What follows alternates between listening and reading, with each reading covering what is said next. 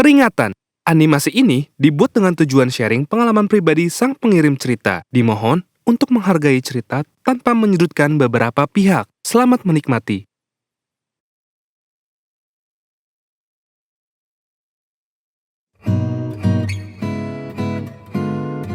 Kenalin, nama gue adalah Anya. Gue kelahiran tahun 1975 ya. 75. Udah kepala 4 ya. Umur gue sekarang 47 tahun. Ya mungkin seumuran ibu kalian kali ya. Gue mau ceritain kejadian 20 tahun yang lalu tentang kisah cinta gue dengan mantan gue yang belum bisa gue lupain sampai sekarang. Cie, gak mau nih, gagal move on. Jadi dulu tuh gue pernah tinggal di daerah Tebet Jaksel ya guys ya. Posisinya gue udah kerja sebagai wanita karir. Namanya juga anak rantau. Gue harus bisa mandiri di kota orang. Oh iya, gue sering banget ya nongkrong. Ya jalan-jalan, ya pokoknya nikmatin masa muda gue lah. Terus ceritanya gue lagi jalan di salah satu mall yang ada di daerah Jakarta Pusat. Sebut aja Plaza Senangyang. Iya, niatnya mau makan-makan aja sih. Sama bestie gue namanya Epoy. Jujur li, awalnya sih kayak biasa aja hangout sama bestie gue ini. Terus gak lama kita berdua lewatin store kosmetik gitu. Nah di situ tuh ada mas-mas yang suka nawarin kosmetik gitu loh. Demi Tuhan emang itu mas-mas ganteng banget. Tinggi, putih, bersih, manis. Wah kacau deh, bikin gue auto playot. Nah terus gue bilang ke si Epoy kan, "Poy, itu cowok ganteng banget dah, kayak bidadara." Terus kata dia, "Ye, tahu kan lo yang ganteng, bukannya fokus produk malah ke cowok." Nah terus gue iseng aja sih bilang, "Gue mau kenalan deh sama dia." Terus si Epoy bilang, "Beneran loh?" Nah pas gue melengos ke store lain, si kampret Epoy malah nyamperin tuh mas-mas. Gue cuma bisa ngeliat aja dari store sebelah, "Ini anak mau ngapain? Please jangan bikin malu." Dan bener aja dong. Ternyata si Epoy nanggepin serius kebeeman gue buat kenalan sama tuh mas-mas. Epoy tanpa dosa ngomong gini, "Mas-mas, sini deh, ini ada teman gue mau kenalan." Terus kata mas-masnya, "Ya mana mbak?" Terus si Epoy nunjuk ke gue yang lagi salting sok-sokan nengok sini.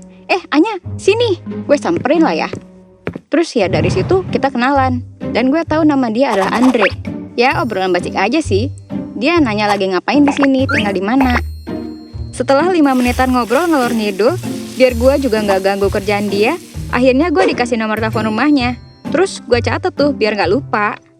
Balik dari mall, gue istirahat di kosan gue, yaitu kos ungu. Ini beneran ungu ya guys.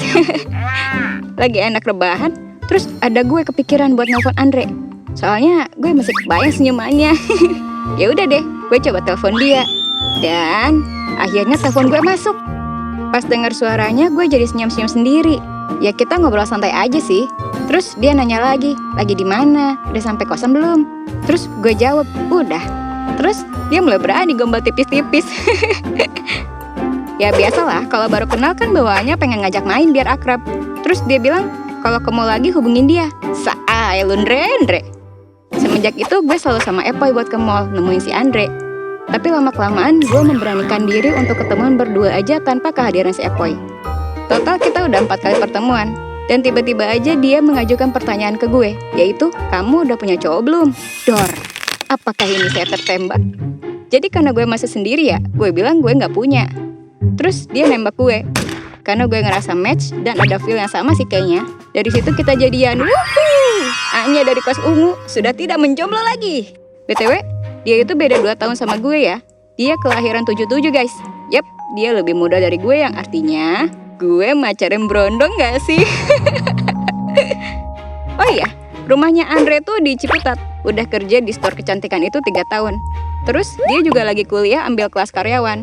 Kampusnya daerah Ciputat juga. Gue sama dia udah pacaran 2 tahun. Dan itu berjalan dengan semestinya. Ya pokoknya lancar jaya. Dia baik banget, tulus, sayang sama gue. Walaupun beda 2 tahun dan lebih muda, tapi dia dewasa banget dan justru ngerangkul gue. And then, gak berselang lama di kantor gue ada anak baru. Yang gak tahu kenapa gue ngerasa tertarik sama dia. Mungkin karena dia rajin ibadah dan dengar-dengar dia bergelar insinyur. Sebenarnya sih ya gak masalah sih, cuma sekedar kagum. Dan gue juga gak yang ngegoda supaya dia bisa deket sama gue ya. Tapi gak tahu kenapa tiba-tiba aja kita bisa deket. Ajaib deh pokoknya. Namanya Husen. Anaknya lumayan agak pendiam ya. Dia punya alis tebel. Ya manis sih, walaupun gak setinggi pacar gue. Tapi ya good looking gitu. Sampai ada suatu momen dia itu sama gue pulang bareng. Tapi lama-kelamaan kita jadi bareng. Makan bareng, dijemput. balik bareng lagi. Sampai suatu momen gue sama dia sama-sama ketawa pas tahu kita dari kampung halaman yang sama. Jir, dunia ini sempit banget. Sempat pernah Andre itu nungguin gue di kosan, sementara gue lagi jalan sama si Husen. Duh, guys, gue nggak tahu gue kenapa. Tapi ini terjadi begitu aja. Please, jangan judge gue ya. Ini cuma kisah masa lalu. Lama-kelamaan dia curiga karena tahu kayaknya gue sering banget bareng sama Husen. Akhirnya si Andre marah dan ngomong kayak, kamu tuh aku liatin sering banget ya bareng sama temen baru kamu yang pendek itu. Udah mana banyak banget alasan kalau mau dijemput. Terus aku kalau lagi main ke kosan, kamunya belum pulang. Gue baru pertama kali lihat Andres marah itu. Jadi emang dia sering nungguin gue di kosan. Kadang teman kos-kosan gue pada nge-SMS, "Nya, lu di mana? Nih cowok lu ngedokam depan pintu kos. Dengan gini lu anggurin." Nyelekit sih. Gue berasa jadi cewek yang jahat ke dia. Jujur gue mulai ngerasa bersalah dan gak tega kalau Andre terus-terusan gue giniin. Berhubung gue lebih sering sama Husen, secara gelar udah jelas insinyur. Lebih mapan, lebih siap. Apalagi keluarga gue di rumah nanyain gue kapan nikah mulu. Meskipun jujur, gue masih bingung harus milih yang mana. Husen apa Andre? Akhirnya gue minta Andre untuk break dulu. Meskipun dia gak suka sama keputusan gue ini. Sampai akhirnya gue ngajak Husen ke Banjarmasin nemenin gue yang hadirin ponakan gue yang mau nikah. Ya, hitung-hitung mudik bareng lah. Tapi pas mau pulkam ada aja hal yang bikin gue tercengang. Tiba-tiba Husen ngajak nikah juga pada saat itu. Gue kan jadi makin galau ya sama hubungan ini.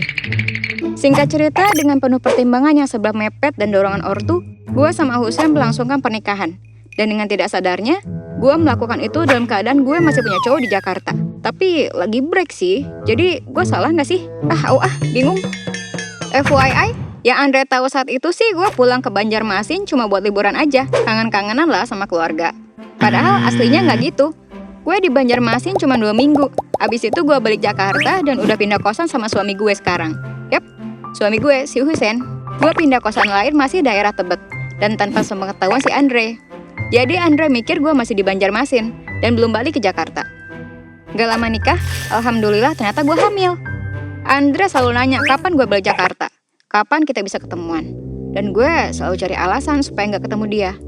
Karena sering teleponan juga mungkin Husen risih ya, karena sekarang gue istrinya. Suami gue bilang, udah ajakin aja ketemu, bilang kamu sudah nikah sama saya. Nah, kandungan gue udah jalan 5 bulan. Dan gue memutuskan untuk ketemu sama Andre di Plaza Senangyang. Gue ajak untuk lunch. Jujur aja awalnya gue ragu buat nemuin Andre. Soalnya mau ditaruh di mana muka gue? Gue nggak tega kalau dia tahu gue udah nikah. Pasti Andre bakal ngedown. Tapi berkat dukungan suami gue, akhirnya gue mantep buat nemuin Andre. Hari H gue datang ke kantornya dia dan suami gue nunggu di Starbucks. Jujur gue masih nggak tega buat telling the truth. Apakah ini akan nyakitin dia?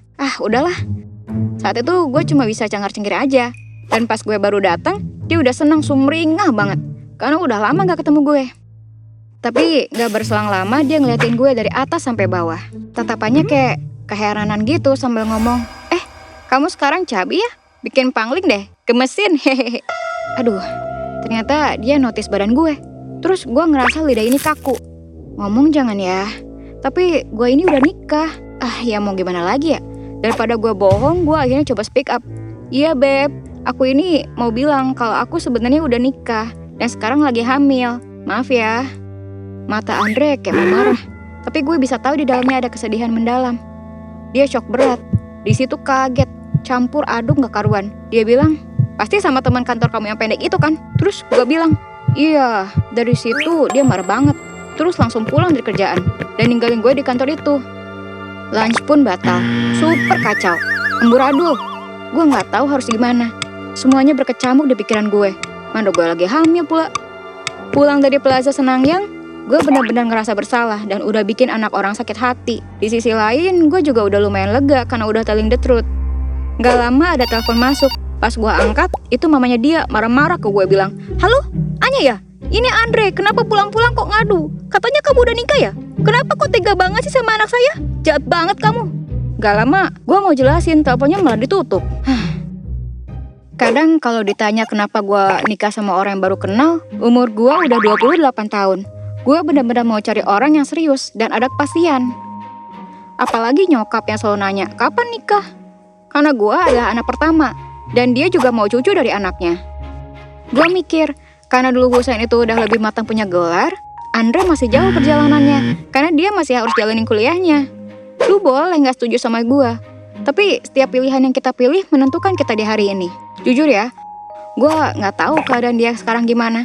Karena terakhir gue ketemu ya pas kejadian gue confess aja. Gue juga udah cari semua nama dia di sosmed, tapi sama sekali nggak ada tanda-tandanya. Niat gue cuma mau cari tahu keadaannya sekarang gimana. Sampai sekarang gue juga suka merasa bersalah sih atas kejadian itu. Bahkan sampai saat ini kalau masih ada harapan untuk ketemu dia, gue pengen say sorry aja gitu, biar gue merasa lega.